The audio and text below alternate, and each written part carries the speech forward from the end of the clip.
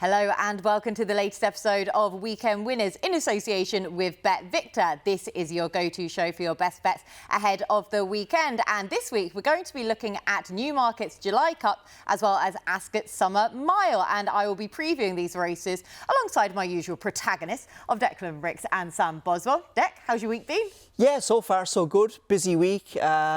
We were just chatting there before we came on. I think you two guys put up Paddington, but I couldn't remember the last time I enjoyed a losing bet as much, having backed Emily Upjohn. What a cracking eclipse that was last weekend. Two really progressive horses, a top-class colt versus a top-class filly.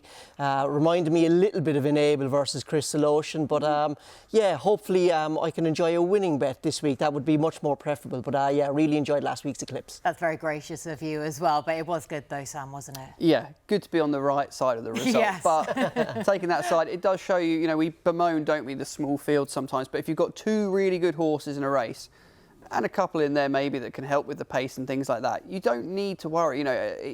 We do moan about field sizes, but top class level racing, you just need two very good horses, and that's what we got. Exactly, and like you say, the other two horses, we probably had the context then of the entire race through them as well, so they weren't any sort of back numbers by any means either. But hopefully we can continue the winning thread going forwards, because it is one of the busiest days in the racing calendar. And as I say, we will hopefully give you plenty of winners on the day. But a reminder, as ever, to please do gamble responsibly, that our tips are not guaranteed to win, but we will still do our best to point you in the right direction anyway. And also a reminder to like and subscribe to the At The Races YouTube channel. Right, we will crack on with the action, though, where we will begin with Ascot's first on the Summer Mile card, a heritage handicap for 3-year-olds and over 5 furlongs at 145. So, Dec, we have a wide open contest here, 15-2 the field, joint favourites at the head of the market. So starting with you, please. Yeah, look, a really competitive handicap to kick things off. It's going to be over 5 furlongs. On the stalls are going to be on the stand side. So I think maybe horses drawn high is the place to look at. I'm hoping that ground that was kind of underutilised at the Royal meeting will be kind of virgin ground, a lot fresher than the middle of the track. And then also I looked at the pace of the race. I think being drawn middle to high is also the place to be. And when I kind of did put all of that into the computer, I came down on King's Lynn, who's been in good form. He's run plenty of races here at Ascot. He's never won, but he's run well here lots of times. I thought he ran well in the Wokingham. Probably didn't get enough cover early, and then he had to make his move, but kind of a little bit earlier as well on the far side, and the race just developed away from him. But he ran well. 2 furlongs out, you stopped the race, and it looked like he was going to go very close, just maybe didn't get home. So I think the combination of the rain that they're forecast at Ascot, the stiff finish, 5 furlong finish here at the track as well, and getting some pace to run at, along with Harry Davis's valuable £3 claim, I think once you put all that into the mix, I'm hoping he can go close. I think he's a very good each way bet, because I think lots of things are falling right from the rain, the draw, the pace. So yeah, it's going to be King's Lynn to hopefully get us off to a flyer. OK, then King's Lynn. I mean, he's such a character of a horse, isn't he? But it is just trying to catch him right. But you're getting a fair price about him all the same. Anyway, so King's Lynn for Dec. Sam, who are you siding with? Oh, I mean, each way about 15-2 favourite. Come on, Dec. I've really taken a fly here. I do think this is a really tricky race, to be perfectly honest. But I kind of came down on looking at an each way angle. We'll be paying extra places on the day. And Existent of Stuart Williams has bounced out again very quickly after a very disappointing run at Sandown last time out. The horse ended up coming stand side on his own. But you go back through previous runs this season, been running creditably in what I would say are more competitive races, outrunning his prices. He ran really well on soft ground at Newmarket at the start of the season. I think he was about 50-1 and ended up midfield that day.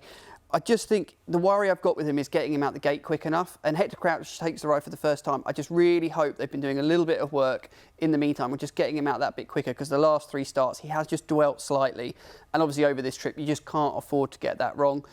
He's around a 20-1 price. I don't think necessarily he's well handicapped to win, but I just thought he was a very interesting contender at a big price in a very open renewal. Very open renewal. And I'm sorry, I don't know if this will be a blessing or a curse for you, Sam, but I did run the trends against this race. Existent was the one who came in second on ticking the most boxes for me. So I was pleased as soon as I saw that you put up Existent, but I still went against him last minute, though, with Bond Chairman for me, who still remains at a feasible price all the same to hopefully build on his success from last time out. Now, the concern for him is that may just have bolstered his good record fresh, as seen the previous season. He finished 4th on his reappearance at Royal Ascot, but he is running in this race again after finishing 2nd in it last year. And when he finished 2nd in it last year, that was off of the same mark that he won off of last time out. And it looked a bit of a given for him to be heading back for another crack at this race on his next outing. The second in this race came in his 2nd outing of last season. So he can evidently extend his fresh record for the first couple of runs of the season at least. And he looks capable of defying this £3 rise and has a good draw to boot in stall 19. So Bond Chairman for me at 11-1 there. Sam, just to reiterate. Existent at 20-1. 5 places with Bet Victor on the race as well for anyone having an each-way bet. Nicely done. 5 places we need, probably every single one of them. I'll have an each-way bet with 5 places with Bet Victor on Kings Lynn, please. OK, then, right. So 3 different selections in our opener. But we will move on, though. Do let us know your own selections in the comments section below as we move on to Ascot's next race, which is the Group 2 Summer Mile Stakes for 4-year-olds and over a mile at 2:20. 9 runners in here. Master of the Seas is back in action. He's the current favourite. So, Sam, who are you siding with? Yeah, I've given Declan stick for picking up a favourite in the first race. I really like Master of the Seas here. I suppose one thing we managed to get this far without mentioning the weather. I would like to see Ascot not get the worst of the rain. I know this horse did win on soft ground in his debut, but that was a 4-runner affair at Newmarket, and all his other previous better runs have come on slightly quicker ground. Charlie Appleby is well and truly back. I think, you know, that blip or whatever you want to call it, he's now operating at around 35% strike rate and higher. He's ticking over fine. This horse's profile is just really interesting. I just kind of think I'm judging him more, I suppose, on his Earl of Sefton win than probably the Meydan form, which was started well and got a little bit patchy towards the end. But for me, I just thought this is the perfect kind of race for him. I thought 3-1 was a fair price. I wouldn't want to take much shorter. It's definitely more competitive, and I was just a little bit surprised that Chindit isn't showing up here. Yeah, well, he's actually being outsourced, isn't he, to go and stand as a stallion in India, if I'm correct in. But I thought he was going to but still have a couple more runs, hopefully. Yeah, No, he is. okay. I think they're going to go to the Sussex with him. OK, then, well, fair enough then for Chindit. Like I say, surprising not to see him here, but hopefully we'll still get to see him before his next roll. Deck. Yeah, this is a good race. You've got some good old boys in here like Master of the Seas and Regal Reality. I kind of just looked at the head of the market, and I wanted to be against Master of the Seas. I don't think he's as good as he was, and he's got to carry a penalty. Aldaria then, who was 2nd in the market, I wanted to take him on as well because he had quite a serious injury at the back end of last season. I think he fractured a cannon bone, and this is going to be his 2nd start of the campaign. And the one I came down on was Angel Bleu. Now, he started his season back in March when we were all getting ready for Cheltenham at Wolverhampton. Ran very well there behind Berkshire Shadow, but then went to France and fluffed his lines, didn't perform on the day for whatever reason. But his run subsequently at Haydock and then last time out at Royal Ascot in the Queen Anne, he just looks like a horse to me who's running himself into form. I thought his Queen Anne run was very, very good because for the first 3 furlongs of the race, he didn't get any cover, and it looked like the Rafe Beckett team produced him on the day in great form. He travelled really, really strongly, did get some cover later in the race, but then he was squeezed out at a crucial juncture of the race before running on. I think that the switch to the round course will suit him a little bit better because it's obviously it rides a lot softer on the round course than the straight course. And the other thing, Sam mentioned the weather there with rain. There's also a big wind warning around the UK tomorrow, and there's a south wind at Ascot tomorrow, which is a headwind coming up from Swinley Bottom. So while he didn't get cover in the early stages in the Queen Anne the last day, Hector Crouch has to get him covered up tomorrow going up that hill. I think if he can do that with a little bit of pace with the American horse in the race, I think the race sets up really nice for him. You know, he's by Dark Angel, his dam is by Galileo. He's from the family of Highland Reel in Idaho, so if you see him sweating up before the race, that's actually a positive for him. I really like him. I think he's a cracking bet. I think he'll go very close for the Rafe Beckett team, who are in good order. But Hector Crouch, if you're watching, cover has to be got in the first 5 furlongs tomorrow.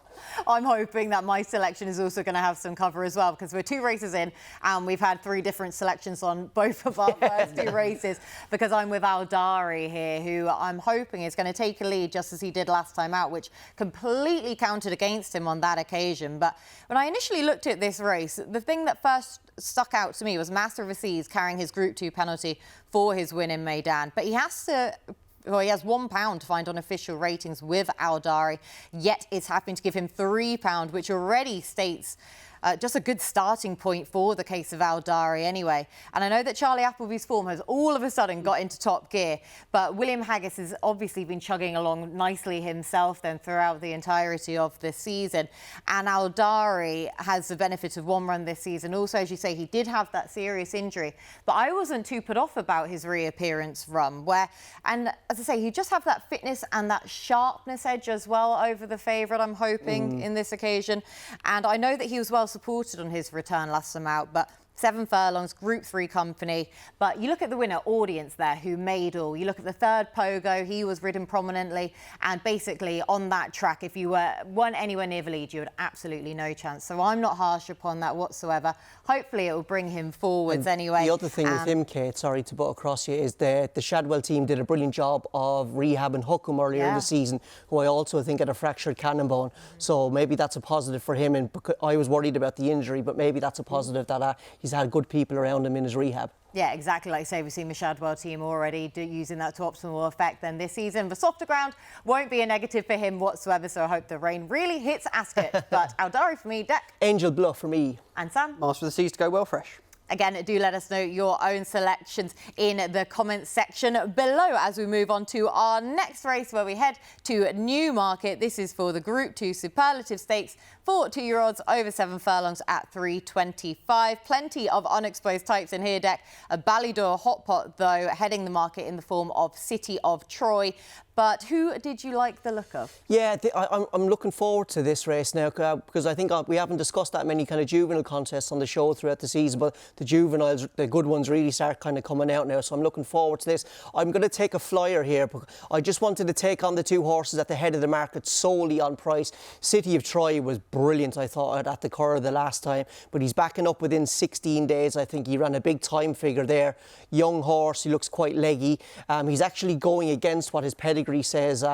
His pedigree, he's the earliest horse out of his family, even though he's by Justify. So like he could be a little bit special, this horse, but I'm hoping maybe that the quick return to the track just counts against him. And I'm taking one at a flyer here. My old mate Sam will be happy to know. I thought Quatre Bras of the Jane Chapel Hymyard could go well at a very big price.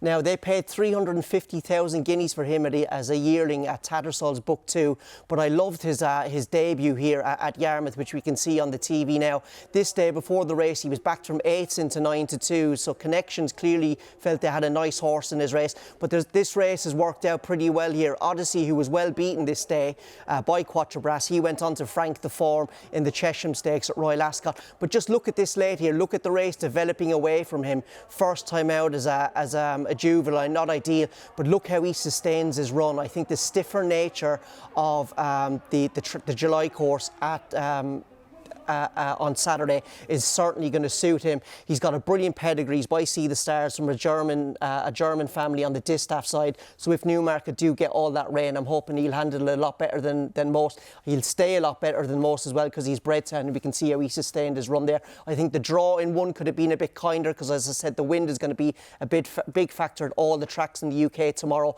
It's going to be a side-on wind from his draw. I just wish he was drawn in the middle so he could have got covered to his right-hand side, but he is drawn quite close to the favourite City of Troy, so hopefully the draw won't get him beat. OK, so hopefully the draw won't get him beat, but taking on the favourite, though, is Deck. Sam, where are you looking? Yeah, I agree. One point of Deck there. Yarmouth form is very underrated. I'll certainly give him that. But I like Great Truth here. Charlie Appleby, we talk about trainers, don't we? Creatures of habit. Well, he sent 3 horses in the last 3 years to the Leicester Maiden. He won with this horse, and one of them was Naval Power, and then the year before that was a horse called Private Signal that he went on to run in this race, and he didn't do particularly well. But when you look back through, the efforts were all very strong from those horses, and the debut run from this horse was, I thought, really striking, very, very impressive, and I just think there's so much to like about him. When I went back through and watched the replay at Leicester, he gets a little bump halfway through, he sticks on, he's very green, and he wins by kind of any margin you want. And at that point, you know, James Dawes easing him down at the line, hits it really well. That was on good ground, so if we get a bit of rain and it softens it, I'm not too concerned. And I just think Charlie Appleby's hitting form. It's a home fixture for the boys in blue, isn't it? And I think this is one where the market may well speak volumes, and he could shorten and go off favourite. Yeah, I'm expecting similar things, really, because I'm also with Great Truth here as well, where when... heckling from the crowd.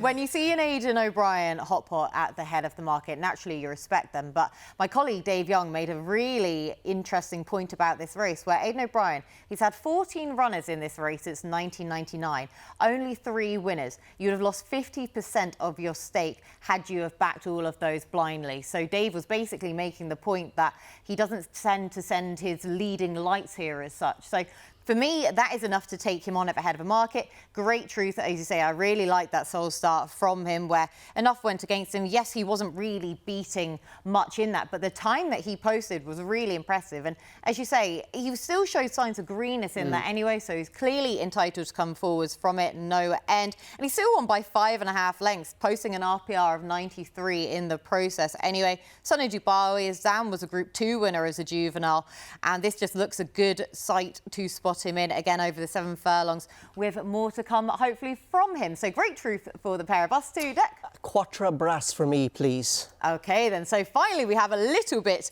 of agreement there, but again, do let us know your own selections in the comment section below as we move on to the big one. This is the Group 1 July Cup for 3-year-olds and over 6 furlongs at 4:35 at Newmarket. It's Shaquille who is the market leader, Ross Orion getting the cooler, but we do also have Little Big Bear reopposing, who has been declared. So Sam, older sprinters taking on the 3-year-olds here. Who comes out on top?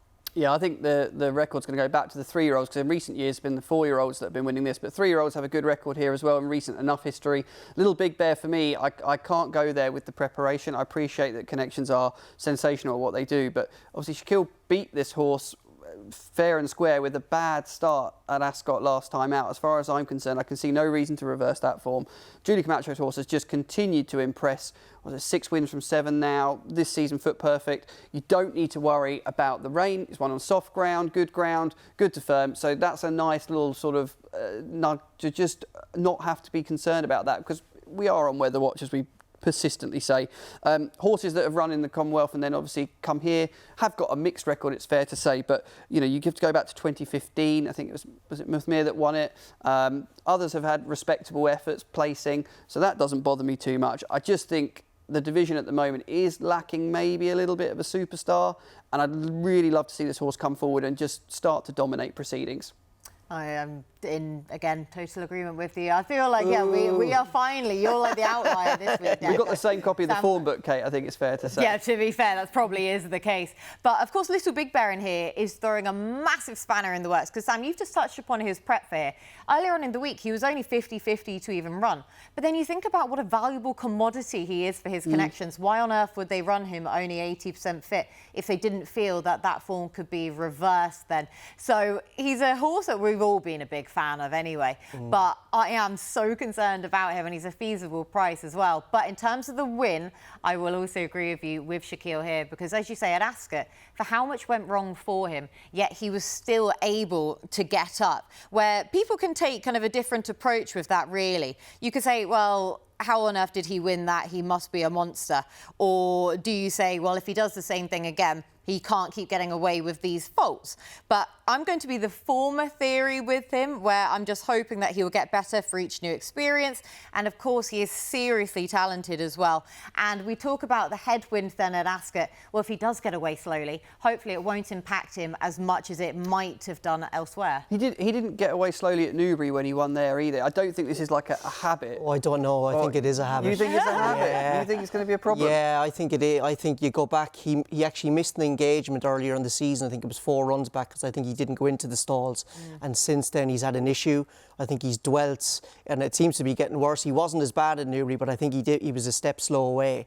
But if he does that again on a quicker track, it could be an issue. And he's probably going up in grade as well, taking on older horses. But I think it is an issue with him. So Ross Orion, who's going to ride, he's going to need to be on his A game as the gates open. OK, then. So you think he's going to be on his A game. So you've shot down our selection. But I'd like you to actually give your own verdict then. Yeah, I looked at the market earlier. I thought he was a little bit short, Shaquille. I don't think there's an awful lot between him at his best, Kinross, Azure Blue and Little Big Bear. Now, okay, Little Big Bear's Phoenix Stakes, if he comes back to that, he wins. But he's been really disappointing since. Now, I think you could have given him the Guineas run. You know, a lot of things went bad. Then he got back to sprinting very well at Haydock, but he didn't step forward from from Haydock to Ascot. I don't know why, so I'm happy to take him on after the prep. Kinross, I think the rain will be a big plus for him, but he's over 6 furlongs. He's best at a stiff 6 like Ascot. Newmarket is a much quicker 6 furlongs, so I just thought it could all set up well for an improving filly in Azure Blue. We're actually recording this on Bastille Day. I've already put up Angel Bleu, and now I'm putting up Azure Blue, but I really like her. She was brilliant at Newmarket at the start of the season, winning a listed race there.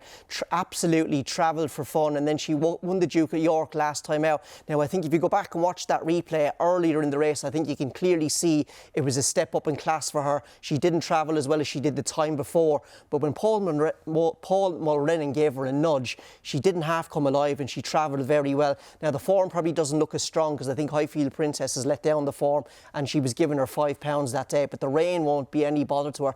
And I just look at Michael Dodds' record with sprinting fillies, you know, Mecca's Angel, Easton Angel, Mab's Cross. You know, he really does know what to do with these fillies. And at the start of the season after Newmarket, Paul Mulrennan was really excited about this filly. So I think at a track that she's won at before, with the rain coming, which won't be an issue to her, I think she'll go very close. Again, though, she's drawn in one like Cotter Brass, and I just would have preferred her to be drawn in the middle just to get cover because she travels so strongly. But yeah, I'm going to go for the girls this week in Azure Blue here. OK, then what a line that is to cliff up. But hopefully that the wind won't be against you with the draw, though, at New. Well, actually, I do hope it's against you. Yeah, exactly. Yeah, we're both with Shaquille. Again, do let us know your own selections in the comment section below as we head over to the Sky Pad, where I'm going to get the lads' best bets for the weekend. It's time to reveal our best bets for the weekend. Deck, you know the score. You're up first. Yes, the nap this week is going to be in the first race at York on Saturday. Aramac for William Haggis and Tom Marquand. A horse I was actually really disappointed with his first couple of runs this season at York and then at Sandown. But last time out, the tongue tie went on and I think it made a difference. He finally kind of finished out his race really well.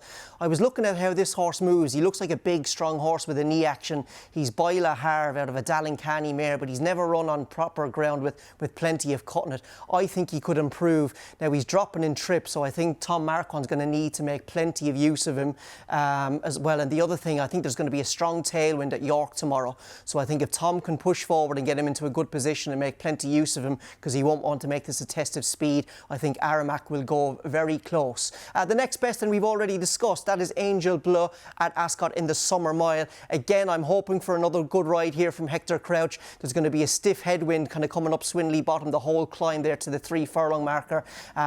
He's going to need cover, this horse, but I just think he's been running himself into form. He was good at Haydock earlier in the season, but he was even better last time out in the Queen Anne when he didn't get cover and he was hampered at a crucial stage before running on. So I think Angel Bleu will go very well. Then the long shot, we're going back to York. I hope York get all that forecast rain because that will suit Majestic. He ran very well, if you remember, at the start of the season at Doncaster when that ground was truly, truly awful. His career best came here 3 starts ago over this course and distance. He ran an unbelievable race that day on the rolling wheel and he just got too far behind. I'm hoping that doesn't happen again because it happened last time out at Sandown, but he's been finishing his races out really well and holding his form nicely, and as ever, course form at York is a big plus. Massively so. I've no idea why. It's not even an idiosyncratic track, is it? But course form just seems to matter there more so than anywhere else. So they are Declan's best bets. Sam?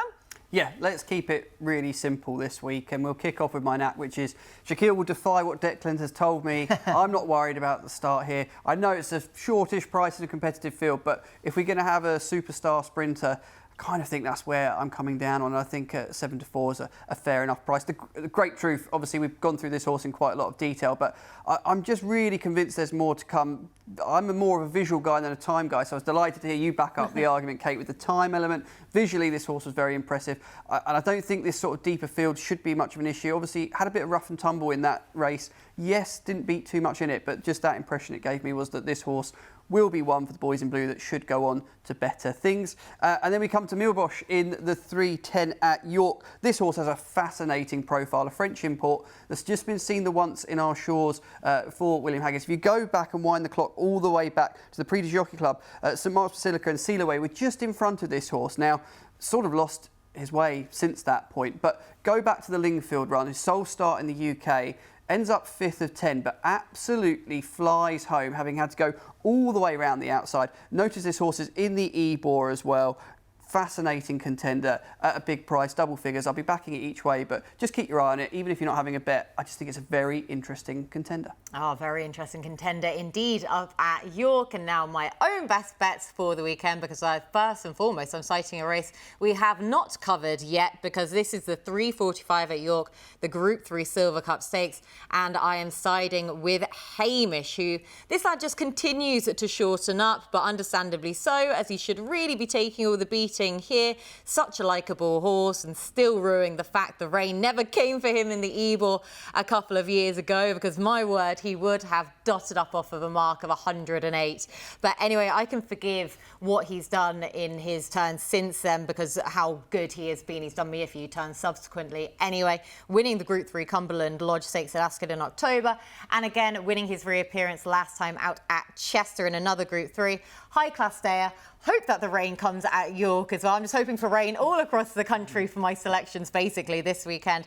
And he's simply just better than these. So Hamish, I know he's going to be a short price, but he's the nap. My next best, though, is going to be the aforementioned Bond Chairman in the Heritage Handicap Ascot's opening contest.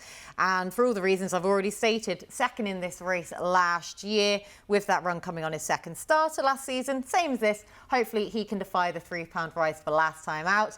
And then my long shot is going to be an old friend of ours, dear old Cruyff turn, in the 4 o'clock up, at Newmarket in the Bunbury Cup in the Heritage Handicap here.